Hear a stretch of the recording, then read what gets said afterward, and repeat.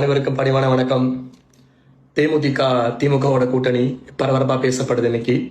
உண்மையிலே அந்த மனுஷன் இருந்திருந்தாருன்னா அதை கண்டிப்பா அங்கீகரிச்சிருக்க மாட்டாரு. அந்த புண்ணியமா வளர்த்த கட்சி, இந்த தொண்டர்கள் பாவம் தான தர்மத்தால ஒரு மனுஷன் வளர முடியும், அழிய முடியாத பேரை சம்பாதிக்க முடியும்னு இந்த உலகத்துக்கு ப்ரூஃப் பண்ணிட்டு போன ஒரு நல்ல மனுஷன். மாண்புமிகு புரட்சி தலைவருக்கு அப்புறம் அரசியல்ல ஒரு நல்ல மனுஷன்.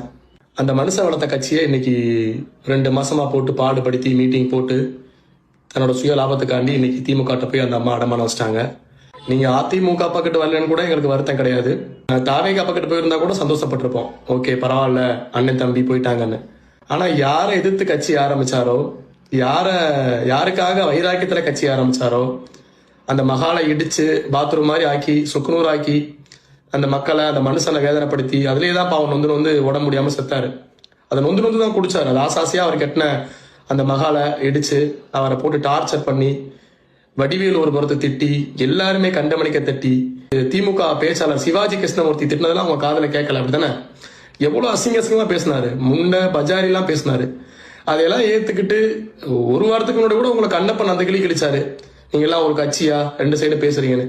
இதெல்லாம் ஏத்துக்கிட்டு எப்படி ஒரு மனசாட்சி உள்ள ஒரு தாயா இந்த பிள்ளைகளை உள்ள எடுத்து நீங்க திமுக போறீங்க சொல்லுங்க? உண்மையிலே சொல்றேன், தேமுதிக தொண்டர்கள் மாதிரி ஒரு அருமையான தொண்டர்கள் இல்ல, அற்புதமான தொண்டர்கள். தன் தலைவன் இறந்ததுக்கு அப்புறமும் தன் தலைவனுக்காக, அதாவது உங்களுக்காக யாரும் கட்சியில இல்ல, அந்த புண்ணியமா செஞ்ச தானம் தர்மம் அதுக்காக தான் அந்த கட்சியில இருக்காங்க. உங்க மூஞ்சிக்காக யாருக்காகவும் இல்ல. அந்த 2 பிள்ளைங்க விட்டு போயிருக்காரு, பாவம் அந்த பிள்ளைங்க பின்னாடி போய் நிப்போம், அந்த மனுஷனுக்கு தான் நம்ம எதுவும் செய்ய முடியலன்னு சொல்லி நிக்கிறாங்க. அதை போய் ஒட்டு மொத்தமா உங்களோட சுய லாபத்துக்காகவும் சுய தேவைக்காகவும் நீங்களும் உங்க தம்பி வச்சிருக்கீங்களே 2 பேர் சேர்ந்து அடகு வச்சிட்டீங்க. இது சாட்டிஸ்ஃபைடா உங்களுக்கு போதுமா சொல்லுங்க? உண்மையிலே அரசியல்ல இது ஒரு மிகப்பெரிய ஒரு கேவலமான செயல் நீங்க செஞ்சது. உங்க மேல உள்ள ஒட்டுமொத்த மரியாதையும் போயிடுச்சு. நீங்க சுயேட்சையா நடந்தா கூட உங்க கௌரவம் வைராக்கியம் தெரிஞ்சிருக்கும். இப்படி போய் நீங்க திமுக போய் அடமானம் வச்சது இதை விட ஒரு கேடு கெட்ட செயல் எதுவுமே இல்லை.